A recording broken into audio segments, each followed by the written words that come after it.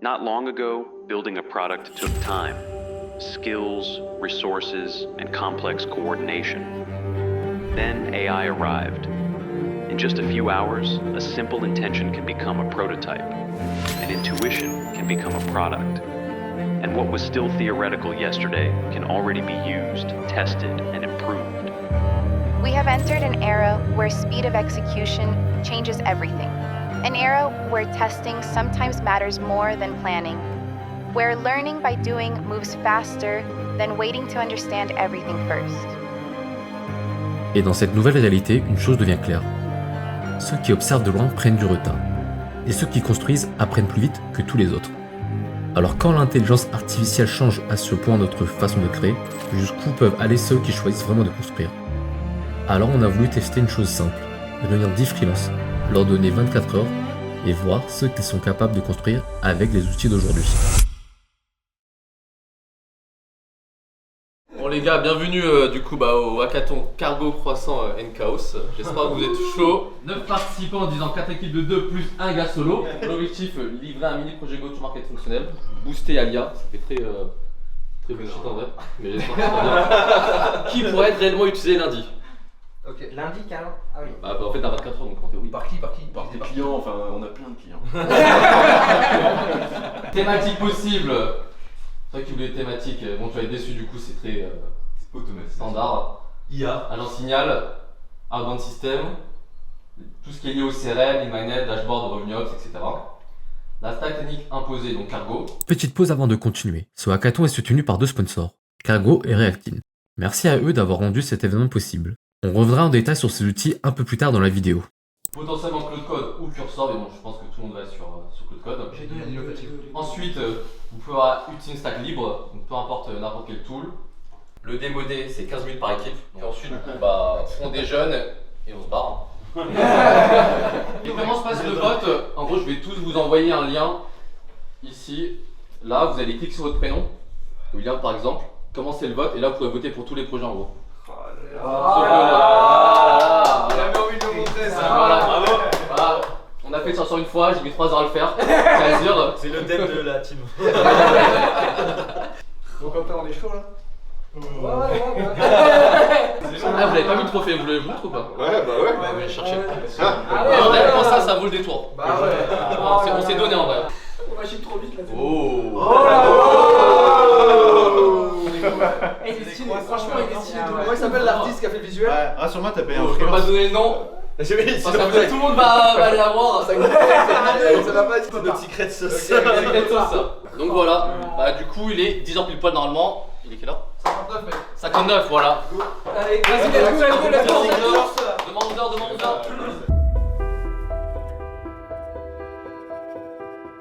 Pendant que tout le monde commence à bosser sur son projet, on a pris un moment pour répondre à quelques questions.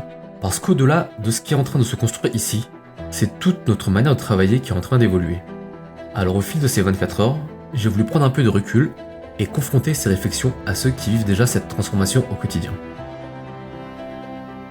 Donc je m'appelle Christian, je suis cofondateur de Youno. Moi c'est Caio, du coup, 27 ans, je suis l'un des associés, l'un des cofondateurs de Youno. Du coup, donc moi c'est Martin, je suis un des cofondateurs de Youno.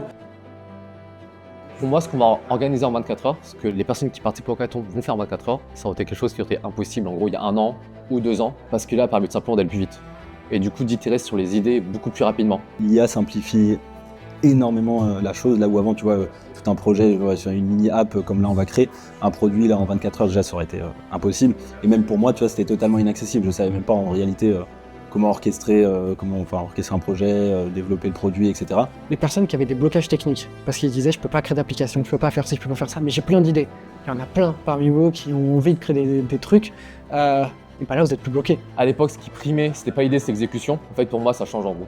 C'est l'idée qui est numéro 1 parce que l'exécution, en fait, les barrières elles tombent. C'est bien plus simple d'exécuter. Et du coup, ce qui était vrai avant n'est plus aujourd'hui à mon sens. Et pour moi, il y a vraiment un shift dans ce sens-là.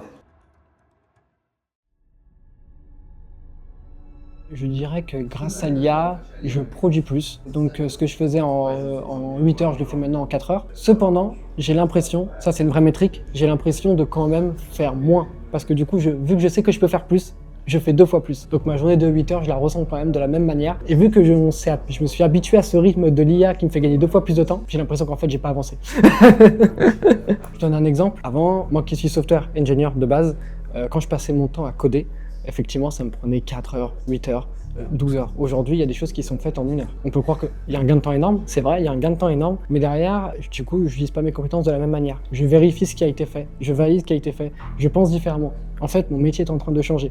Je suis plus celui qui est derrière en train de coder, je suis celui qui vérifie l'IA qui a codé et qui en fait tout simplement j'ai plus un rôle qui est plus sur l'architecture à terme, selon moi. En fait, moi, j'ai vraiment commencé à utiliser les outils en 2025, où je trouvais qu'en termes de copywriting, clairement, on va pas se mentir, l'IA commence à être meilleure que moi, déjà. Et surtout, la plus grande utilité en réalité, c'est que l'IA permet d'éviter le syndrome de la feuille blanche. Quelque chose qu'on a tous connu, je pense, être fixé devant une feuille ou un ordinateur, avoir un problème et attendre, et en fait, rien ne se passe. Et je trouve que l'IA, ça aide vraiment en fait à pousser la réflexion, à itérer, et du coup, aller bien plus vite dans ta réflexion, en interagissant avec lui, en l'interrogeant. Ok, tu poses une question, il répond une réponse A, t'es pas satisfait, tu leur reposes la question. Et ça, c'est ça qui est important en fait, parce que du coup, tu as plus de contexte, tu peux peaufiner en fait ta pensée, peaufiner ce que tu souhaites obtenir de lui, pour ensuite du coup avoir un travail qui est plus ou moins 7 sur 10, et ensuite l'améliorer pour faire un 9 sur 10, 10 sur 10.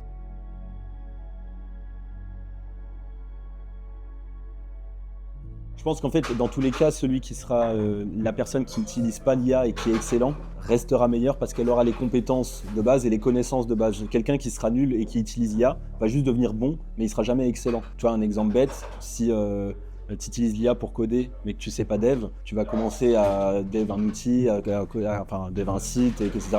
Mais à un moment, en fait, si l'IA, t'es bloqué sur un truc et que tu comprends pas en fait ce qui a été fait, tu pourras pas le résoudre et tu seras bloqué. Pour tous ces éléments-là, je pense que les nuls qui utilisent l'IA aujourd'hui deviennent bons, mais tant que tu n'as pas les compétences de base, tu peux pas devenir excellent. Par contre, c'est sûr qu'il va aller beaucoup plus vite et va être beaucoup plus productif qu'un excellent, tu vois, qu'une personne excellente qui n'utilise pas l'IA. Parce qu'une personne excellente qui utilise l'IA, pour le coup, là, elle peut tout exploser, tu vois, c'est ce qu'on fait nous et puis c'est excellent.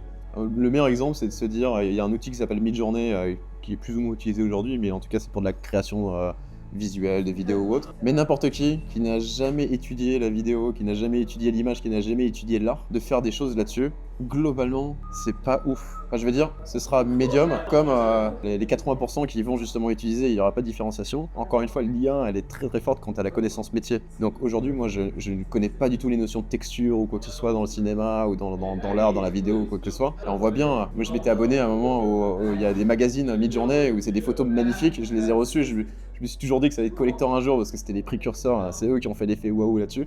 Et ils te donnaient les descriptions.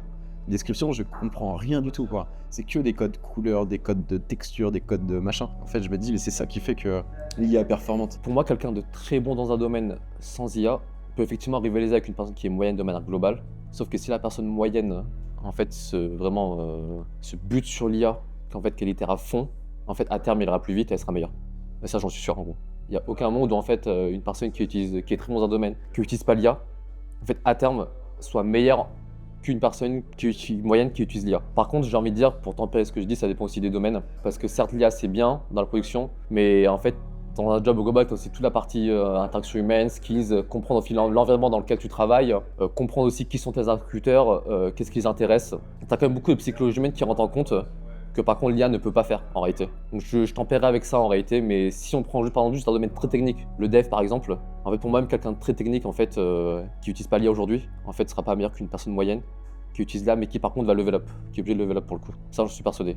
Mais en fait ça aussi, je veux dire, la jauge dépend des domaines, des secteurs, parce qu'en fait c'est sûr que dans certaines boîtes, en réalité t'as beaucoup, enfin dans la majorité des boîtes, c'est beaucoup d'interaction humaine, de comprendre qui fait quoi, comment fonctionnent les process, qui décide. En fait c'est ça en fait l'IA peut pas te le dire quoi. Ou alors en fait tu es obligé de tout lui écrire à la base, lui machin il fait ci, il fait ça, c'est Jean-Michel qui décide, ça fonctionne comme ça quoi en réalité. Et ça c'est sous-estimé en fait par contre, par la plupart des AI lovers, c'est ce côté qui est sous-estimé. Je pense que tout dépend du scope du projet. Je m'explique. Si on parle juste de créer une application de A à Z, je pense que quelqu'un même de débutant qui maîtrise extrêmement bien l'IA peut arriver plus vite qu'un développeur senior. Ça c'est sûr. Maintenant, vient le sujet at scale. Là on parle que de la partie, il a créé l'application, c'est top, elle fonctionne. Maintenant vient les gros sujets. Quand il doit gérer X bases de données, quand il doit faire des sujets de dev ultra pointilleux, l'IA va l'aider, mais qu'est-ce qui dit que l'IA va faire les bons choix d'architecture? Et c'est là d'où vient le problème où moi je pense que ça dépend du concept, mais je pense que si la personne elle est confirmée dans son domaine et que franchement elle se peaufine à l'IA à 100%, oui, pour moi elle peut surpasser la personne qui ne veut pas toucher à l'IA. Je prends un exemple, quand on était à l'école, on nous disait tous qu'on avait le droit d'aller sur Wikipédia. Ok, j'adore cet exemple. On a le droit d'aller sur Wikipédia pour pouvoir faire nos exposés. Et les règles, c'était, vous allez sur Wikipédia, par contre, vous ne copiez pas ce qui est sur Wikipédia et vous le retravaillez vous-même. Il y avait deux types d'élèves, ceux qui allaient sur Wikipédia, copier-coller, terminer, et ceux qui allaient sur Wikipédia, qui était une sorte d'IA pour nous à l'époque, prenaient l'information et la retravaillaient. Finalement, ils avaient les mêmes compétences. C'est juste qu'un a décidé de faire 30 minutes de plus, mais qui demain, il va retourner sur Wikipédia, il sera utilisé Wikipédia mieux que les autres. Et en fait, c'est comme l'IA aujourd'hui. C'est comme le fait de l'interdire à l'école, pour certains, je trouve que c'est un peu bête. Finalement, on reproduit le même schéma. Il ne faut pas interdire l'utilisation de l'IA. Il faut juste apprendre à bien utiliser l'IA. Tout le monde fait le même prompt, tout le monde peut avoir les mêmes résultats. Et par contre, si tu sais utiliser l'IA ne serait-ce que 10% de plus que les autres, ton résultat ne sera pas du tout pareil. Et forcément, tu seras meilleur. Bon allez, on va au pub les gars. Trop chaud d'aller au pub moi. Non, ça me ferait plaisir. Ça te parle, ça m'a envie d'aller au pub. Le café de la mairie, il y a 25 minutes à pied. Oh, ça va, ça 20 minutes ultra rapide, moi j'ai fini. Toi t'as fini, t'avais. Nous, logiquement, on a fait une grosse partie, mais c'est bon. Ça pourrait Du coup, je sais pas si le plus simple c'est de lister les templates. Sur le cas, je peux Ou Déjà, dans utiliser. tous les cas, moi, il faut que je liste les templates. Et lui il dit juste yes. Comme un bâtard. T'arrives à bosser sur un écran marron dégueu comme ça. Je sais pas, gros. Marron Ouais, je crois qu'en vrai ça m'inspire de changer de couleur d'écran de temps en temps. C'est un mood un peu, tu vois. Là, je suis en Là, t'as un sacré mood. là, je suis en mode chill. Du coup, c'est en cours maintenant. Sanjay, comment tu vas? Je pense qu'il a un Je bide, je peux pas. Il bide. On peut pas gêner un mec qui bide. William, comment tu vas? Ouais, très bien. Alors, Très bien, comment ça se passe? Bah, Claude est sympa. Est-ce que tu peux te présenter en 2 minutes et expliquer le projet que tu fais? Ouais, Alexandre Belaïch, je suis growth chez Mocha.care et un freelance sur le côté. On travaille sur un projet de relance des deals qui sont en close lost. Là on a quasiment fini, il nous reste pas mal de trucs à vérifier sur Cargo, sur l'enrichissement notamment. Mais une fois que ce sera réglé, on a un petit peu de data à faire sur l'app et après normalement ça c'est envoyé. Hein. On espère finir dans pas trop longtemps, comme ça on pourra jouer à Smash, mais... Attends, je pense qu'il doit y avoir un peu.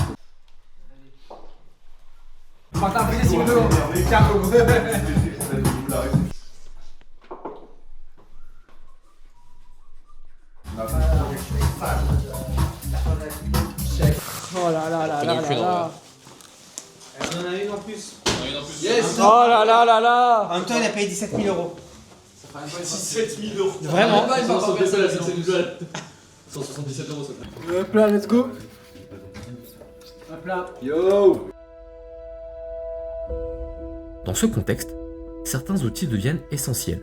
Pas seulement pour suivre le mouvement, mais pour réellement en tirer parti. Des plateformes pensées pour simplifier, accélérer et permettre de concrétiser des idées qui, il y a encore peu de temps, restaient théoriques. Aujourd'hui, chose qu'on pourrait faire difficilement, c'est vraiment le dédoublonnage du CRM de A à Z.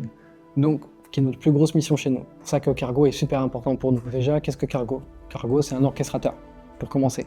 Donc, simplement un outil qui va agréger divers outils sur le marché, qui vont permettre de faire multiples choses, avec tout simplement des workflows, donc des automatisations, en quelque sorte.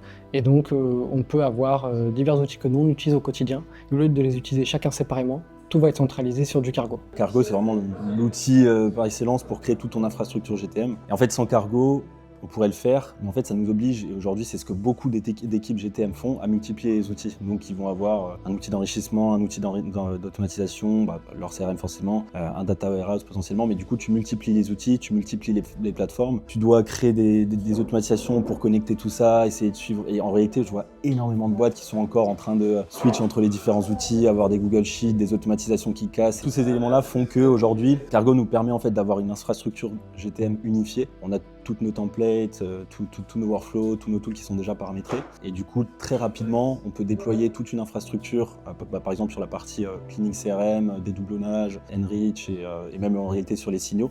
On peut très rapidement déployer toute une infrastructure sur le workspace de nos clients et demain en fait créer de nouveaux workflows directement depuis Claude Code en langage naturel depuis le terminal quoi. Mais une fois que ce travail il est fait, les sales ont besoin d'aller prospecter les bonnes personnes. Problème, les sales en fait tout simplement ils sont limités, ils peuvent pas contacter 50 000 personnes par jour. Là on utilise nous Reactine, qui est en fait le meilleur outil pour récupérer d'autres signaux que Cargo ne récupère pas, mais des signaux vraiment liés à du LinkedIn. Et l'avantage de Reactine, c'est que Reactine va permettre aux commerciaux de directement aller contacter ces personnes-là avec ces signaux-là sur LinkedIn. Donc en fait, le combo Cargo et Reactine est vraiment génialissime parce qu'en fait, une data clean, les commerciaux sont au courant et en plus de ça, ils prospectent automatiquement. Un sujet qui revient vite, c'est la vitesse à laquelle tout évolue. Entre les nouvelles versions, les nouveaux outils, tout change en permanence. Et forcément, certains outils reviennent souvent dans les discussions. Ceux qu'on utilise vraiment au quotidien et qui évoluent presque d'une semaine à l'autre.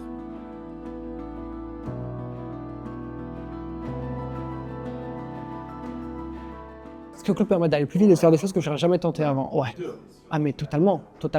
J'ai une bêtise, je suis nul en finance. J'adore ça, hein. Je suis nul, j'ai pas le temps, etc. Claude me fait mon plan financier.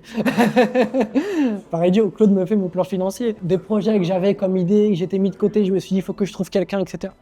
Claude le fait. En fait, Claude c'était devenu mon collègue, c'est devenu mon collègue virtuel, mon agent virtuel qui fait tout pour moi. Et en fait, il me permet de briser les barrières que en fait, je me mettais tout seul. Et je pense notamment, moi qui suis technique, peut-être plus simple, d'une part, mais je pense aux personnes qui sont pas du tout techniques, qui ont cette barrière justement technique, se disent j'aimerais tellement créer une application mais je peux pas le faire. En fait, maintenant, si. Donc Claude a brisé tellement de barrières que au jour même où on se parle, je me dis ça va être quoi la vraie limite de Claude à la fin? Et qu'est-ce qui va vraiment différencier d'un produit à un autre finalement?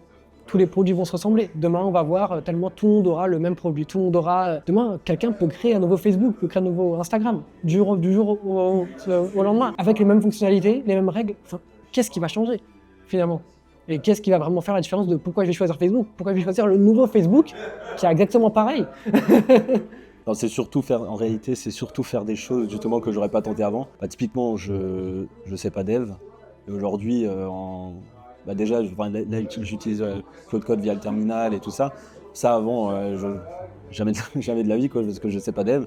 Et puis même aujourd'hui, du moment où en fait, j'ai une doc, quelque chose à faire et tout ça, même une mini-app, je peux le faire en quelques minutes grâce à Claude Code. Je peux créer un mini-outil, un website que je peux mettre en ligne directement. Enfin, donc en fait, toutes ces choses-là, pour moi, c'était totalement inaccessible avant. Et aujourd'hui, en quelques minutes, tu peux build un truc comme ça, quoi. Aujourd'hui, Claude, ça devient une compétence parce que c'est rare. Tout le monde ne maîtrise pas Claude, et moi y compris, hein, je m'inclus dedans, je précise. Dans le sens où je sais très bien que je pousse pas l'outil à plus de 15%, je pense, et comme 99,9% de la population. Et du coup, ça devient une compétence pour en fait les boîtes qui veulent inclure des process Claude dans l'entreprise. Et du coup, par définition, une fois qu'on a dit ça, ça devient aussi du coup une question pour rester compétitif, parce que si à terme, pour moi, c'est de plus en plus de monde vont l'utiliser, si tu l'utilises pas, en fait, tu vas rester du coup dans la moyenne en gros. Et dans un monde, je me trompe peut-être, vu comment je le vois arriver, où les recrutements sont en baisse, où la productivité augmente grâce à Claude, du coup, tu as moins besoin en fait de full-time employés pour effectuer les mêmes tâches, tu es obligé en fait d'utiliser les outils IA, Claude notamment, pour rester compétitif et en fait bosser comme 3 personnes en fait.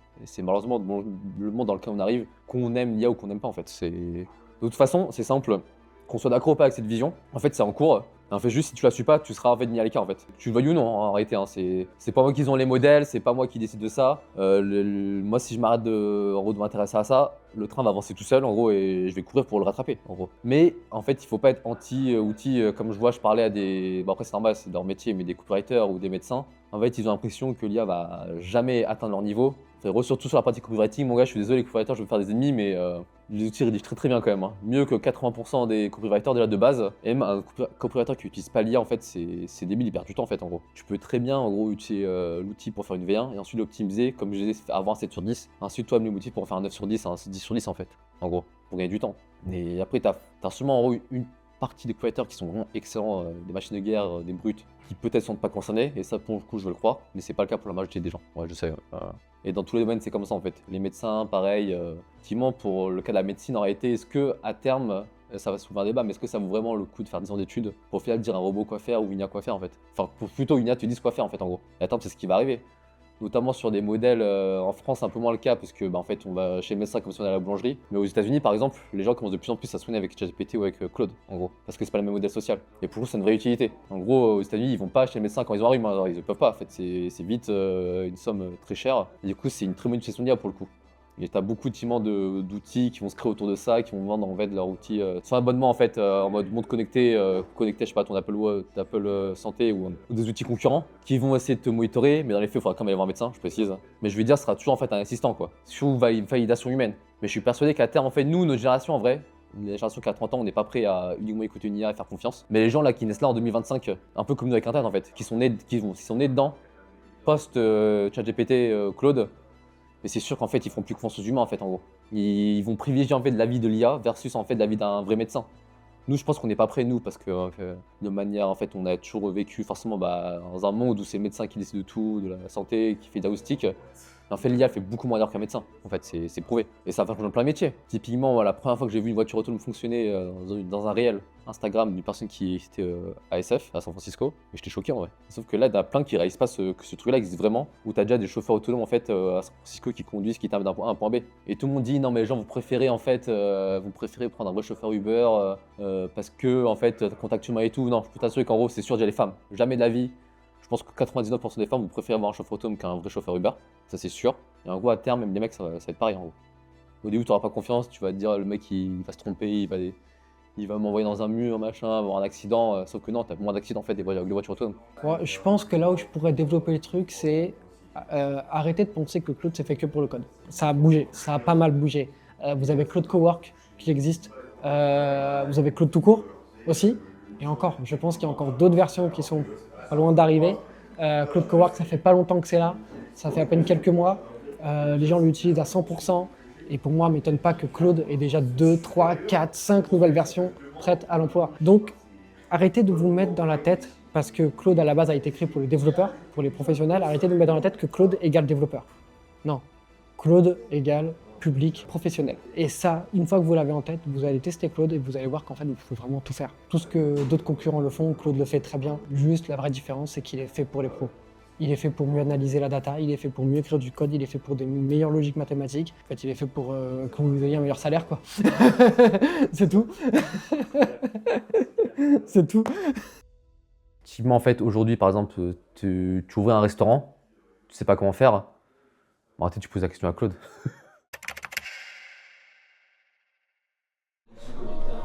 Ceux qui sont avec le point d'exclamation, ça veut dire quoi?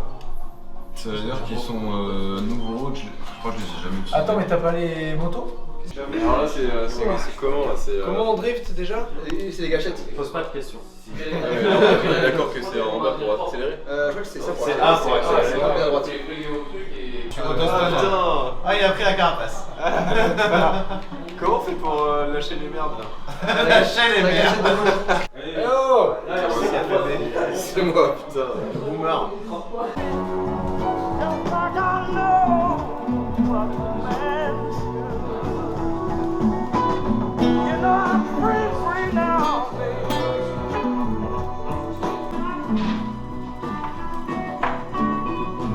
Écoute aussi, il a le droit de dormir.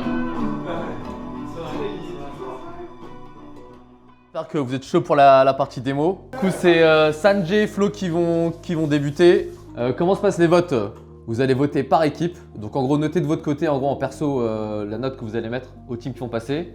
Ensuite, on va faire des délibérations de 4-5 minutes. Et ensuite, vous allez venir voter sur l'app un par un parce que j'ai pas fait de base de données. Voilà. Voilà. Parce que j'ai tout mis sur l'animation qui va être incroyable, je vous l'annonce. Vous n'êtes pas prêts. Voilà. Des grosses attentes. Mais sans DB. À quoi sert notre application? Notre application, alors, il y a une réalité. D'ailleurs, je vais vous demander d'essayer d'imaginer. Imaginez un monde sans fermeture d'entreprise. Bah moi, perso, j'y arrive pas à imaginer ce monde. Ce monde n'existe pas. Et c'est de ce constat, justement, qu'on a sorti cette application. C'est détecter un nouvel outil de lead gen, finalement, qui a deux objectifs. Le premier, identifier vos concurrents. Monitorer, suivre jour par jour la santé de vos concurrents pour identifier les concurrents qui vont être en mauvaise santé afin d'identifier leurs clients et donc aller récupérer, analyser, récupérer justement leurs clients et récupérer à partir de Cargo justement les contacts de ces personnes en mettant des filtres de job title.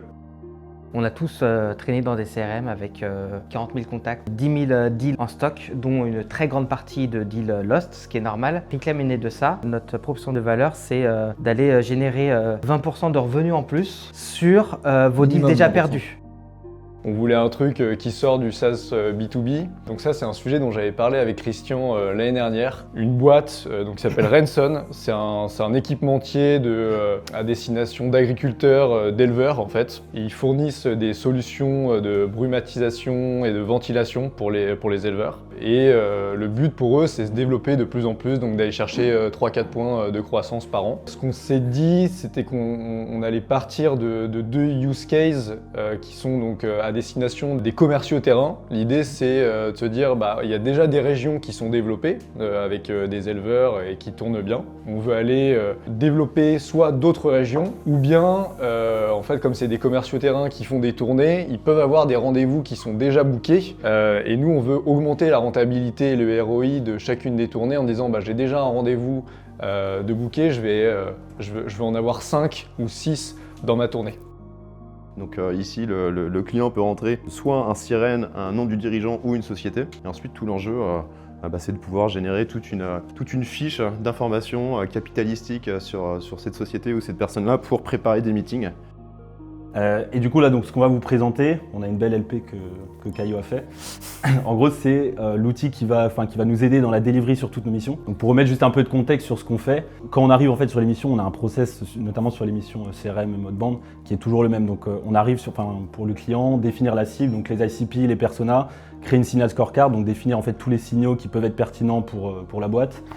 Établir un scoring avec un système de tiering dynamique. Et une fois qu'on a fait ça, donc toute la partie sur le contexte, enrichir toute la partie outbound qui n'est pas encore live, et surtout là ce qu'on va vous présenter là, faire un audit data quality du CRM, donc auditer en fait toute la donnée, et suite à ça, configurer toute l'infrastructure cargo, donc en fonction de l'audit qui a été fait et de la qualité de la donnée, créer automatiquement tous les workflows d'enrichissement, de dédoublonnage, tous les tools et tout ça, ce qui globalement nous prend un mois et demi. En gros, c'est le premier mois de mission, c'est que ça. Ce qu'on a fait là pendant le hackathon, c'est toute la partie CRM, donc audit data quality, orchestration avec cargo et création des workflows automatiques et de toute l'infrastructure.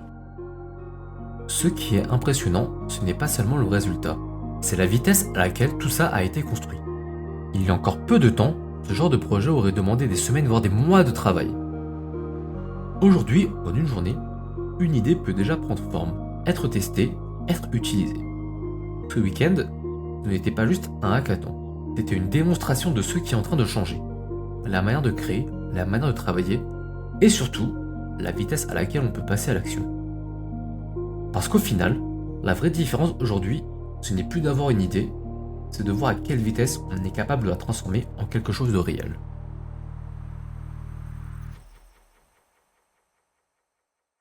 Sur replay.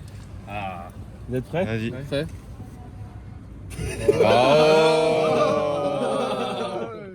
PowerPoint en fait. 4ème place, il goûte tout ça. Si vous étiez en CDI, vous n'auriez pas passé la période d'essai. Team la plus. Au moins, vous êtes sur le podium, c'est mieux que d'être dans le public. Oh merde. Renson, presque parfait comme un croissant de la veille. C'est bon, mais bon. Quoi? Vous a niqué. Attendez. Quel est Martin sans compétition? Reclaim, 17 sur 20. Vous avez gagné. Attends, c'est que le début, c'est que le début là. C'est que le début. Feu d'artifice. Feu d'artifice. Le temps que t'as passé. Vos prix. Attends, c'est quoi le meeting? 1 heure avec Christian pour parler de votre futur. Être mentionné dans une newsletter des jeunes. Que personne ne lit. Bien joué les gars. Bien joué, bien joué, bien joué. J'ai eu un moment d'espoir où je suis premier, mais en fait c'est... Bravo, Bien bravo joué. Clem, t'as vu le champion. 4ème place. Bravo à Attends, tout le faut monde. filmer Bravo à la tout le monde. remise des trophées. Bravo Elliot. Bravo. Merci. Bien joué. Bravo. Alexandre, le trophée du On vient, je sais pas comment on va faire. Prends une photo avec... Bien joué.